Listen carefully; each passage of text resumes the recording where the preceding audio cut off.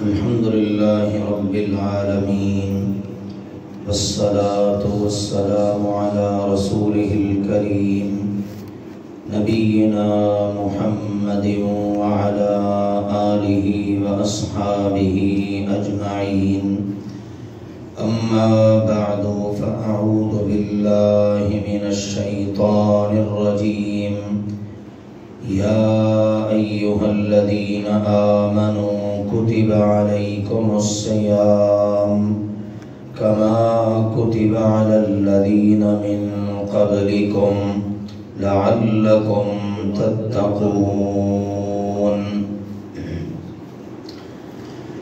رمضان المبارک میں اللہ تعالی نے مسلمانوں پر روزے فرض کیے ہیں۔ دن میں روزہ رکھنا مسلمانوں پر فرض قرار دیا گیا ہے۔ روزے کے لیے عربی زبان میں لفظ استعمال ہوتا ہے صوم کا، جس کی جمع ہے صیام۔ اللہ نے فرمایا یا ایھا الذین آمنوا کتب علیکم الصیام، اے ایمان والو تم پر روزے فرض کیے گئے ہیں۔ صوم کا مطلب ہوتا ہے رک جانا۔ سیدہ مریم سلام اللہ علیہا کے ہاں جب سیدنا عیسیٰ علیہ السلام کی ولادت ہوئی تو اب اس وقت قوم اکٹھی ہو کر آ گئی، طرح طرح کی باتیں کرنے لگے۔ تو سیدہ مریم سلام اللہ علیہا نے اللہ کے حکم سے ایک جملہ بولا، فرمانے لگی نذرت للرحمن صوما فلن اکلم اليوم انسیا، میں نے تو رحمان کے لیے نظر مان لی ہے روزے کی۔ بھئی روزہ کس بات سے؟ فرمانے لگی میں کسی بھی انسان سے بات نہیں کروں گی۔ تو اب دیکھیے بات سے رکنے کے لیے جو کلمہ استعمال ہوا وہ صوم کا کلمہ ہے۔ تو معلوم ہوا صوم کا مطلب ہے کسی کام سے، کسی بات سے، کسی چیز سے رک جانا۔ یہ تو ہوا اس کا لغوی معنی۔ اصطلاح میں روزہ صوم کہتے ہیں صبح طلوع فجر سے شام غروب آفتاب تک کھانے سے، پینے سے، اور اسی طرح سے میاں بیوی ہیں تو شہوت سے، ان تمام چیزوں سے رک جانا۔ مسلمان مرد ہے، عورت ہے، شادی شدہ ہے تب، غیر شادی شدہ ہے تب، روزہ اگر رکھ لیا ہے تو انہوں نے ان تمام چیزوں کا اہتمام کرنا ہے۔ اور حدیث پاک میں بھی یہ بات آتی ہے، اللہ تعالیٰ فرماتا ہے کہ الصوم لی وانا اجزی بہ، بندہ روزہ میرے لیے رکھتا ہے اس لیے اس کی جزا بھی اس کو میں ہی دوں گا۔ کیسا روزہ رکھتا ہے؟ فرمائے یدع طعامہ وشرابہ وشہوتہ من اجلی، اس نے اپنا کھانا، اپنا پینا، حتیٰ کہ اپنی شہوت کو میری وجہ سے چھوڑ دیا ہے۔ یہ ہے عزیز بھائیوں اور محترم بزرگوں روزہ، اس کو اللہ تعالیٰ نے فرض کیا۔ یہ سورۃ البقرہ کی اس آیت مبارکہ سے پتہ چلا، اور یہ بھی پتہ چلا کہ صرف اس امت پر فرض نہیں بلکہ اللہ نے فرمایا والذین من قبلکم، تم سے پہلے کی جو امتیں تھیں نا روزہ ان پر بھی فرض تھا۔ رسول اللہ صلی اللہ علیہ وآلہ وسلم نے فرمایا بنی الاسلام علی خمس، اسلام کی جو عمارت کھڑی ہے وہ 5 ستونوں پر کھڑی ہے۔ پلرز آف اسلام 5 ہیں، شہادت اللہ الہ الا اللہ وان محمد الرسول اللہ، سب سے پہلے اس بات کی گواہی دینا کہ اللہ کے علاوہ کوئی معبود نہیں، اور اس بات کی گواہی دینا کہ محمد مصطفیٰ صلی اللہ علیہ وآلہ وسلم اللہ کے بندے اور اس کے رسول ہیں۔ یہ پہلا ستون ہے۔ دوسرا ہے اقام الصلاۃ، نماز قائم کرنا۔ تیسرا ہے ایتاء الزکاۃ، زکوٰۃ ادا کرنا۔ چوتھا ستون ہے اسلام کا صوم رمضان، رمضان آئے تو اس کے روزے رکھنا۔ اور 5واں ہے حج بیت اللہ الحرام، اللہ توفیق دے تو اللہ کے مقدس و محترم گھر کا حج کرنا۔ تو ان 5 ارکان اسلام میں ایک ہے رمضان کے روزے رکھنا۔ تو اس سے معلوم ہوا کہ یہ اللہ سبحانہ و تعالی کی طرف سے ایک عظیم الشان فریضہ ہے جو امت مسلمہ کے لیے اور دیگر امتوں کے لیے اللہ کی طرف سے مقرر ہے۔ پھر اس کی فضیلت بہت ہے۔ 2 احادیث عرض کرتا ہوں۔ رسول اللہ صلی اللہ علیہ وآلہ وسلم نے فرمایا، اللہ تعالی فرماتا ہے کل عمل ابن آدم یضاعف، آدم کے بیٹے کا، آدم کی بیٹی کا ہر عمل کئی گنا بڑھایا چڑھایا جاتا ہے۔ بندہ کرتا ایک نیکی ہے لیکن اللہ اس کا اجر ایک نیکی کی صورت میں نہیں، بلکہ فرمایا الحسنۃ بعشر امثالها الى 700 ضعف۔ بندہ نیکی ایک کرتا ہے لیکن اللہ تعالی اس کا اجر و ثواب 10 گنا سے لے کر 700 گنا تک عطا کرتا ہے۔ اتنی اللہ قدر کرتا ہے۔ لیکن فرمایا الا الصوم، روزہ اس میں بھی نہیں آتا۔ ایک روزہ رکھا 10 روزوں کا ثواب نہیں، 700 روزوں کا ثواب نہیں۔ فرمایا الا الصوم، اس 10 گنا سے لے کر 700 گنا تک کی گنتی کو چھوڑو، روزہ اس سے مستثنا ہے۔ اللہ فرماتا ہے فَإِنَّهُ لِي وَأَنَا أَجْزِي بِهِ، بندہ روزہ میرے لیے رکھتا ہے۔ جب وہ روزہ رکھتا ہے نا تو فرشتے اس کا اجر لکھ ہی نہیں سکتے۔ اللہ نے فرمایا اس کی جزا میں اپنے روزہ دار کو خود عطا کروں گا۔ اس قدر اللہ نے اس کا اجر رکھا ہے۔ اور ایک حدیث اسی سے ملتی جلتی آپ نے فرمایا جو بندہ ایک روزہ اللہ کی رضا کے لیے، اللہ کی خوشنودی کے لیے رکھ لیتا ہے، اللہ اس کو جہنم کی آگ سے 50 سال یا 70 سال کی مسافت پر دور کر دیتا ہے۔ کس قدر اللہ سبحانہ و تعالی قدر کرتا ہے۔ بعض روایات میں 500 سال کی مسافت کا بھی ذکر ہے۔ تو اس سے اندازہ کر لیجئے کہ اللہ نے روزے کا کتنا اجر رکھا ہے۔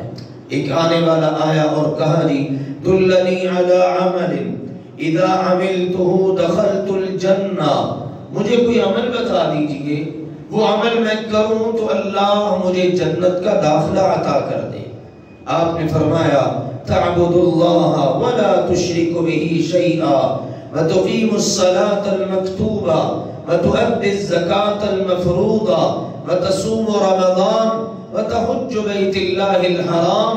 اسلام کے 5 ارکان کو پورا کرنا، ایک اللہ کی عبادت کرنا، اس کے ساتھ کبھی کسی کو شریک نہ بنانا، 5 نمازیں دن میں اللہ نے فرض کی ہیں ان کو ادا کرتے رہنا، زکوٰۃ فرض ہو جائے ادا کرنا، رمضان آئے اس کے روزے رکھنا، اللہ طاقت دے تو اللہ کے مقدس و محترم گھر کا حج کرنا۔ اس نے جب یہ ساری بات سنی تو سننے کے بعد عرض کیا والذی نفسی بیدی لا ازید علی ھذا ولا انقص، مجھے قسم ہے اس ذات کی جس کے قبضے میں میری جان ہے، آپ نے جو بتایا ہے میں اس میں نہ اضافہ کروں گا نہ کمی کروں گا۔ آپ نے جو بتا دیا بس آمنا وصدقنا، اب اس کے بعد یہ معاہدہ کر کے وہ اٹھ کے چل دیا، وہ جا رہا ہے، اور رسول کریم صلی اللہ علیہ وسلم پیچھے سے صحابہ کرام سے مخاطب ہو کے فرماتے ہیں میرے صحابہ من سرہ ان ينظر الى رجل من اہل الجنت، کیا تم میں سے کسی کا دل کرتا ہے کہ وہ ابھی اسی وقت اللہ کی زمین پر اللہ کا جنتی بندہ دیکھ لے؟ جی بالکل، فرمایا فَلْيَنْظُرْ إِلَى هَذَا، اس خوش نصیب کو دیکھ لو جو یہ 5 عمل کرے گا میرے کہنے پر اللہ نے اس کو جنتی بنا دیا ہے۔ کس قدر فضیلت ہے رمضان کے روزوں کی۔ اب یہ جان لیجئے روزے رکھنے اللہ کی توفیق سے جاری و ساری ہے سلسلہ، اللہ سب کو توفیق عطا فرمائے۔ ان کا مقصد کیا ہے؟ آخر روزے کیوں رکھوائے جاتے ہیں؟ اہمیت دیکھ لیجئے، فرضیت دیکھ لیجئے، اور فضیلت دیکھ لیجئے کتنی ہے۔ اب اس کے ساتھ ساتھ یہ چیز بھی دیکھنی ہے کہ آخر روزے اللہ نے کیوں مقرر کیے؟ 11 مہینے تو ہم دن بھر کھاتے بھی ہیں، پیتے بھی ہیں، اور اپنی جائز ضروریات کو پورا بھی کرتے ہیں، اور دیگر معاملات کہ جن سے روزے کی حالت میں رکنا ہے، لیکن یہ روزے کی حالت میں حالانکہ کھانا حلال ہے، پینا حلال ہے، حرام تو چند ایک چیزیں ہیں نا، کھانے میں، پینے میں، اور اسی طرح سے اپنی شہوت پوری کرنے میں۔ عام طور پر تو ان معاملات کے اندر حلال چیزیں زیادہ ہیں۔ اللہ سبحانہ و تعالیٰ در حقیقت اس 1 مہینے میں اپنے بندے کی یہ پریکٹس کروانا چاہ رہا ہے کہ میرا بندہ کیا میرے اور میرے نبی کے کہنے پر وقتی طور پر حلال سے بھی رکتا ہے کہ نہیں رکتا؟ اور روزہ دار جب رکتا ہے نا، پھر اس کے سامنے ایک بڑا خوبصورت سوال آتا ہے کہ اگر تو اللہ اور اللہ کے رسول کے کہنے پر روزے کی حالت میں وقتی طور پر حلال سے رک گیا ہے تو اپنا محاسبہ کر، کیا زندگی میں حرام سے بھی رکتا ہے کہ نہیں؟ اس سے بھی تو اللہ نہیں روکا ہے نا، اس سے بھی تو اللہ کے رسول نے ہی روکا ہے نا۔ یہ ہے وہ اہم مقصد جو روزے کی حالت میں حاصل کرنا ہے۔ اس لیے ابھی ابتدا ہے، دوسرا روزہ ہے آج، اللہ کی توفیق سے ہم سب کا اللہ توفیق بھی دے اور قبول بھی فرمائے۔ روزانہ کی بنیاد پر افطاری کے وقت جائزہ لینا ہے۔ میرے رب نے کہا تجھ پر روزہ فرض ہے، کیوں؟ لعلکم تتقون، تاکہ تو متقی بن جائے۔ اور تقوی کیا ہوتا ہے؟ خل الذنوب صغیرها وکبیرها ذاک التقی، تو صغیرہ گناہ بھی چھوڑ دے، کبیرہ گناہ بھی چھوڑ دے، یہ تقوی ہے۔ یہ تقوی نہیں ہے کہ بندہ کہ چلو اس سے کیا فرق پڑتا ہے، چھوٹا سا ہے کر لیتے ہیں، چلو چھوڑ ہی دیں گے، نہیں، ایسا نہیں۔ صغیرہ بھی چھوڑ دینا ہے، کبیرہ بھی چھوڑ دینا ہے، یہ ہے تقوی۔ اور یہی روزہ ہے کہ کیا بندہ روزے کی حالت میں حلال سے رک کر اپنی یہ تربیت کر لیتا ہے کہ اب 11 مہینے میں نے اسی رب کے کہنے پر اور اس کے رسول کے پیغام کے پہنچانے پر میں نے ہمیشہ کے لیے حرام سے بھی رکنا ہے۔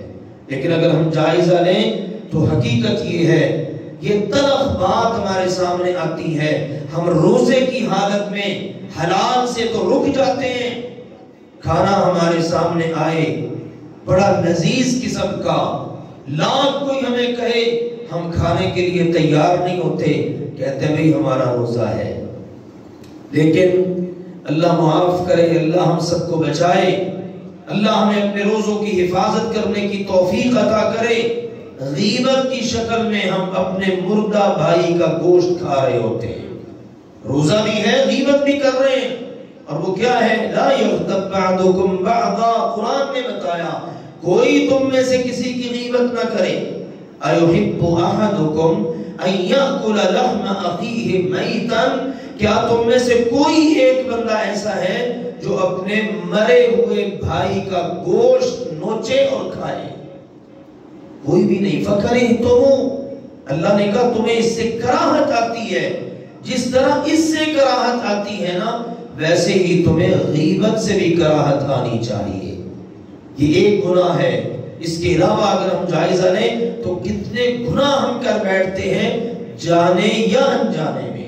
تو آئیے روزوں کے ساتھ ساتھ ہم اس تربیت کو بھی حاصل کریں اور اس مقصد کو پانے کی پوری کوشش کریں کہ روزانہ کی بنیاد پر میرے تقویٰ کا لیول کیا ہے، کیا مجھ سے کوئی ایک گناہ بھی میرے روزے نے چھڑوایا ہے۔ الصوم جنہ، یہ روزہ تو ڈھال کا کام کرتا ہے۔ آج بندے کے اور بندے کے گناہ کے درمیان ڈھال ہے تو کل قیامت کے دن یہ بندے کے اور جہنم کے درمیان ڈھال بن جائے گا۔ اللہ سبحانہ و تعالی ہم سب کو با مقصد عبادت کرنے کی اور خاص طور پر با مقصد روزے رکھنے کی توفیق عطا فرمائے تاکہ ہم رمضان المبارک سے بھرپور فائدہ اٹھا سکیں۔ آمین۔ وآخر دعوانا ان الحمد للہ رب العالمین۔